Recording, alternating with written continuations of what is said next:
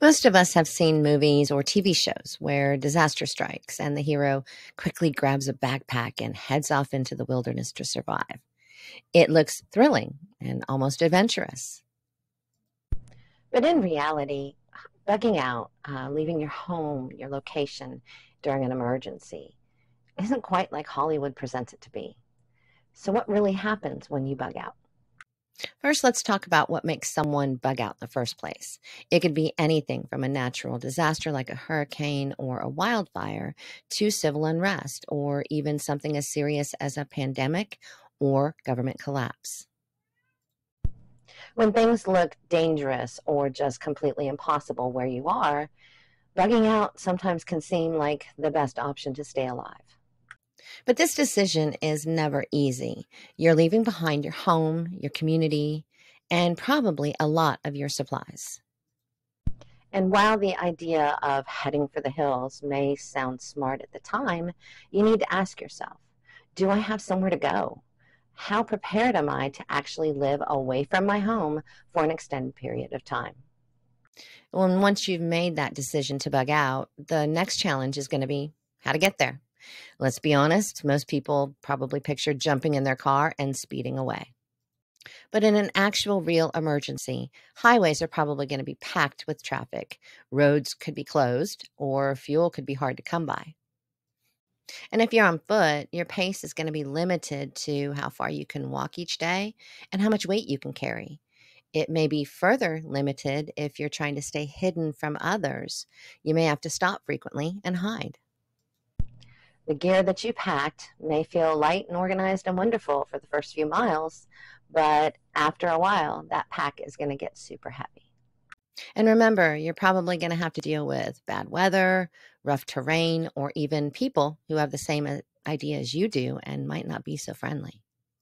A lot of people picture a cozy cabin in the woods or a friend's property as their bug out location. But have you really planned for the reality of getting there?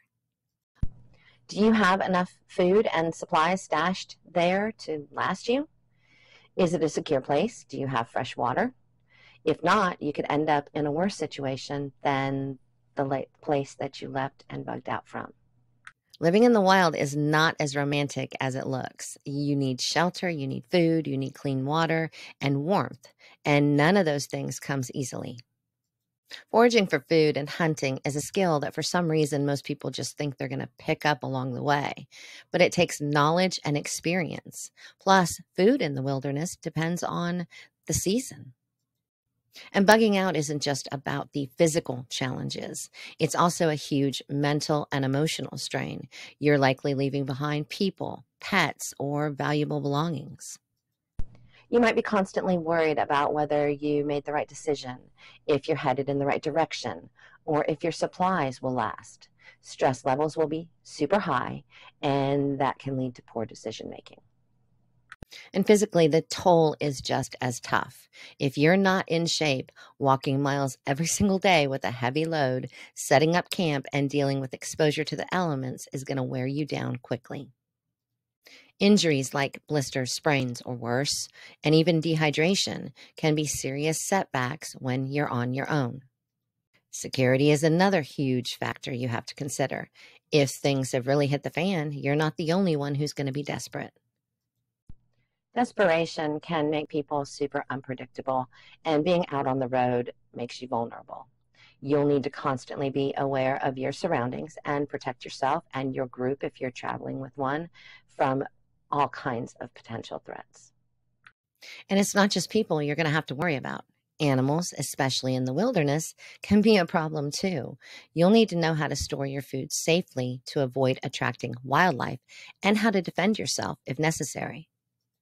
When you're bugging out, resources are limited. You only have what you brought with you and what you can find along the way.